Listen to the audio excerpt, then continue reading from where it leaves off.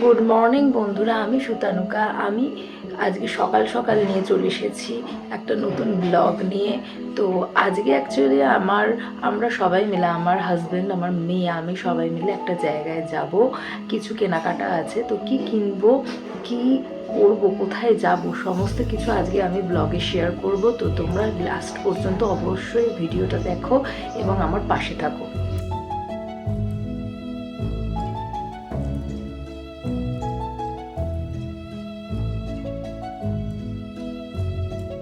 আমরা সবাই মিলে বেলার দিকে চলে গিয়েছিলাম বাগবাজারের গার্লিফ স্ট্রিটে।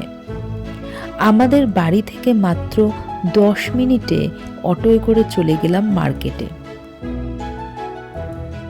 গার্লিফ স্ট্রিট মার্কেট হলো পোষ্য প্রাণী থেকে শুরু করে গাছপালার মার্কেট।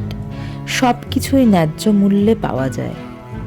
ব্রিটিশ আমলে হাতিবাগান হাট নামে পরিচিত ছিল এবং স্থান ও যানবাহনের সীমাবদ্ধতার কারণে উত্তর কলকাতার গার্লিফ স্ট্রিটে স্থানান্তরিত হয়। মুখ্যমন্ত্রী জ্যোতি বসুর আমলে বাজারটি আনুষ্ঠানিকভাবে গার্লিফ স্ট্রিটে স্থানান্তরিত হয়, যদিও সঠিক বছর জানা নেই। আজ এটি ভারতের বৃহত্তম ও প্রাচীনতম পোষ্য প্রাণীর বাজারগুলির মধ্যে একটি, যেখানে বিভিন্ন ধরনের প্রাণী এবং আনুষঙ্গিক সামগ্রী আছে। এখানে প্রতি রবিবার প্রচুর ভিড় হয়। তোমরা যদি এখানে আসতে চাও তাহলে তাড়াতাড়ি তোমরা আমার কমেন্ট বক্সে কমেন্ট করো, আমি তাহলে জানিয়ে দেবো।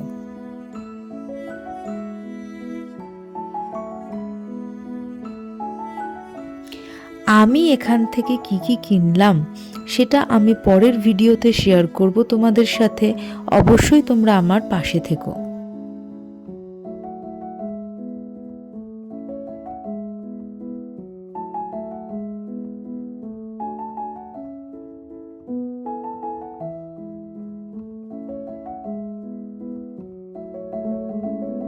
মার্কেটে ঘুরতে ঘুরতে আর কেনাকাটা করতে করতে আমাদের অনেক দেরি হয়ে গিয়েছিল।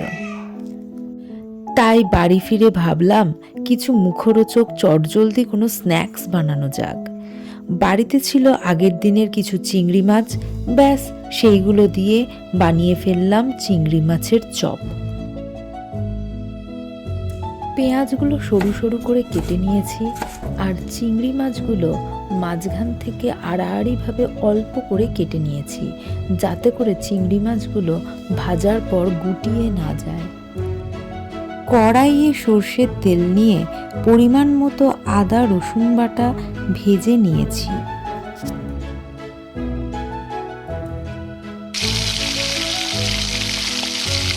তার মধ্যে কেটে রাখা পেঁয়াজগুলো দিয়ে দিয়েছি।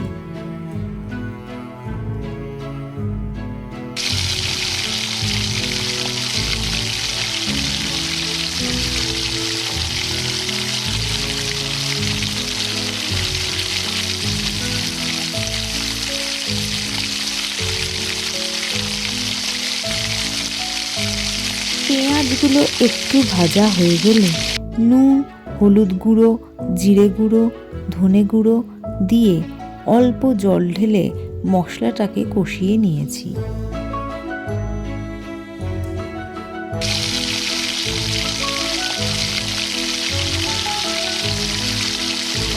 তার মধ্যে লঙ্কা দিয়ে কাঁচা চিংড়ি মাছগুলো দিয়ে দিয়েছি।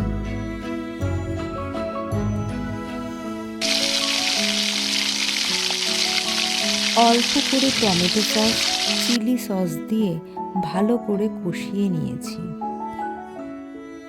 আগে থেকে সিদ্ধ করে রাখা আলুগুলো দিয়ে চপের পুর তৈরি করে নিয়েছি।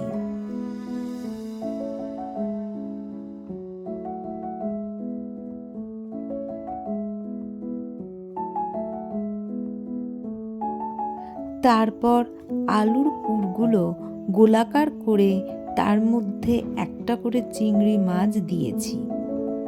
প্রথমে ডিমের মধ্যে ডুবিয়ে তারপর বিস্কুট গুঁড়োর মধ্যে কোটিং করে গরম তেলের মধ্যে একে একে চপগুলো দিয়ে দিয়েছি।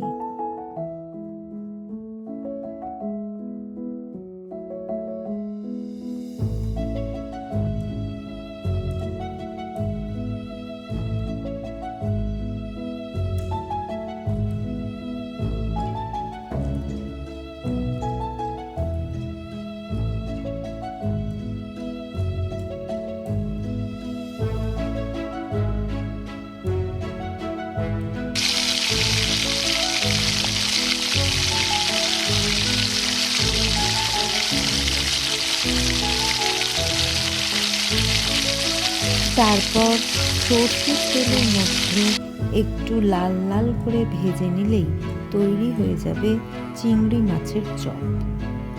বন্ধুরা, আমার ভিডিওটি ভালো লাগলে অবশ্যই লাইক আর সাবস্ক্রাইব করে দেবেন। ভালো থাকবেন, আবার আসবো অন্যদিন নতুন ভিডিও নিয়ে।